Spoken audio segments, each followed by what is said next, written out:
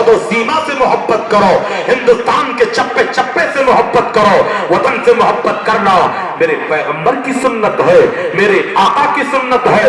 मेरे अरब को आई बूए वफा जहां से, मेरा वतन यही है, मेरा वतन यही है।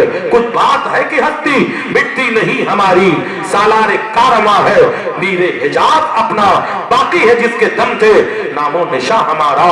उसी जमाने का एक वाकया, गौसे आजम का वाकया बताना चाहूंगा। हजरात, हिंदुस्तान पर 56 के गोरे मन के काले अंग्रेजों ने गुलामी की जंजीर डाली थी, उसी जमाने का वाकया है जब पड़ोसी मुल्क भी मेरा मुल्क ही था। हजरात, कहने का मतलब ये है, गिरे पत्ती पे कर शबनम तो पत्ती नम नहीं होती, करो सोने के 100 टुकड़े तो कीमत कम नहीं होती। मेरे भारत को 5 हिस्सों में बांटा गया है, पड़ोसी मुल्क भी भारत का हिस्सा था। आओ, उसी यहीं पर एक शहर है जिसे लाहौर कहा जाता है, वहीं पर एक राजा की हुकूमत थी जिसे राजा रंजीत सिंह कहा जाता है। रंजीत सिंह के दौरे इक़्तिदार में मुसलमानों का मोहल्ला था, एक घराना था जो हर 11 तारीख को गौसे आजम की नजर पेश किया करता था, 11वीं मनाया करता था। सुनार बिरादरी से ताल्लुक रखने वाला वो था, मुसलमान नहीं गैर मुस्लिम था, मगर गौसे आजम का शैदाई था। उसकी औरत बड़ी हसीन और खूबसूरत थी। एक मुसलमान, कहने को मुसलमान था, जो गैर मुक़ल्लिद था, जिसका अकीदा ये था वली अल्लाह माज़अल्लाह मर करके मिट्टी में मिल गए हैं, वो किसी की कोई मदद नहीं कर सकते हैं। वो हर बार जाता, उसके घर का चक्कर लगाता था। एक दिन उसकी औरत ने अपने शौहर से कहा, इस मुसलमान नौजवान की नजर बद है, हम पे उठती है तो गुनाह की दावत देती है। उसने कहा, इसकी निगाहों में तो मोहब्बत रसूल है, तू कैसी बातें करती है? उसने कहा, तू नहीं मानता है तो मत मान। ऐ लोगों, औरत और नजरों को पहचाने ना पहचाने, मगर मर्द की उठती हुई हर नजर को जरूर पहचाना करती है। उसने अपने शौहर को ताकीद किया, ना माना। महीना मई जून का है, लाहौर के किनारे एक घना जंगल था। ये दोनों मियां बीवी किसी शादी की तकरीब में जा रहे थे। गर्मी का महीना था, परिंदे भी अपने घोंसलों में थे, ना आदमी था ना कोई आदमजात था। नौजवान देख लिया ये दोनों जा रहे हैं, एक घोड़े पे सवार होता है, एक तलवार अपने कपड़े के अंदर छुपा लेता है और सर पर घोड़ा दौड़ाते हुए जंगल में इनका पीछा करता है। जब घोड़ों के टापों की आवाज आती है, पलट कर देखा, ये तो वही नौजवान है जो हमारी गलियों का चक्कर लगाया करता था।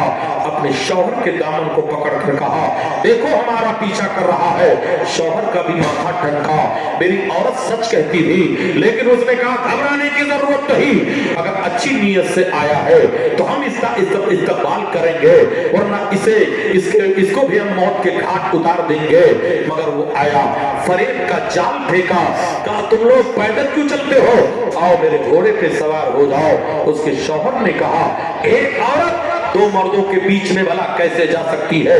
उसने कहा, एक काम करो, औरत को घोड़े पे बिठा दो, तुम घोड़े की लगाम पकड़कर आगे चलो, मैं पीछे चलती हूँ। उस औरत ने कहा, मैं तेरे घोड़े पे नहीं बैठ सकती। आप बैठ जाओ, मुझ पे भरोसा करो। तब उसने कहा, अगर तू बगदाद वाले गौसे आजम की कसम खाएगा तो हम तेरे घोड़े पे बैठेंगे।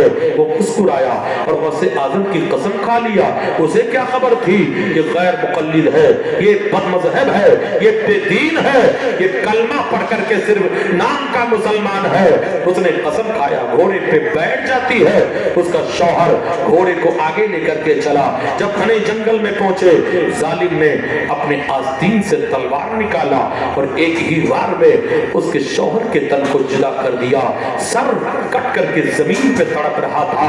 बीवी घोड़े के दीन से चीख मार कर अपने शौहर के जिस्म से लिपट जाती है। उसने जुल्फों को पकड़ा, कहा, तुझे कोई नहीं बचा सकता।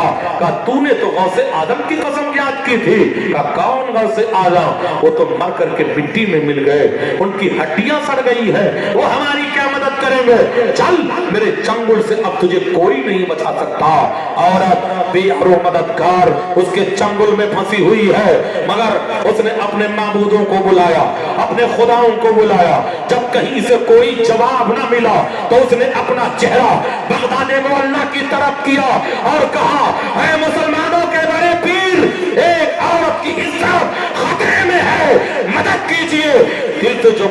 निकलती है, असर रखती है, पर नहीं ताकत बर्बाद मगर रखती है।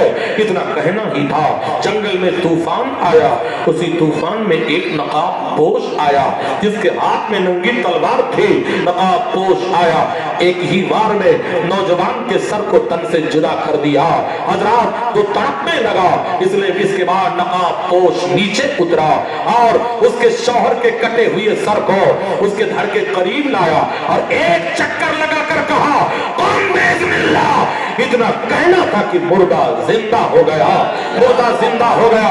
हजरात जब जिंदा हुआ तब उस नकाब पोश ने कि घोड़ा उसके हवाले किया, कहा ये लो घोड़ा ले जाओ, हम तुम्हें देते हैं। और खड़ी हो गई, कहा महाराज आप कौन है?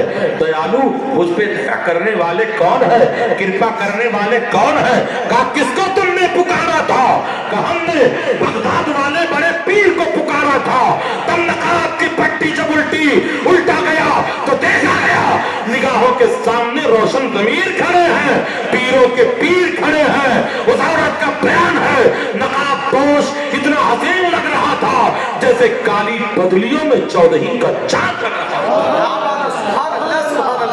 बहुत बार उलमा ने इस वाक़े को लिखा, 2-4 मिनट ज्यादा हो जाए तो माफ कर देना। बस मैं अपनी बात को मुकम्मल खत्म के पोजीशन पर आया हूँ।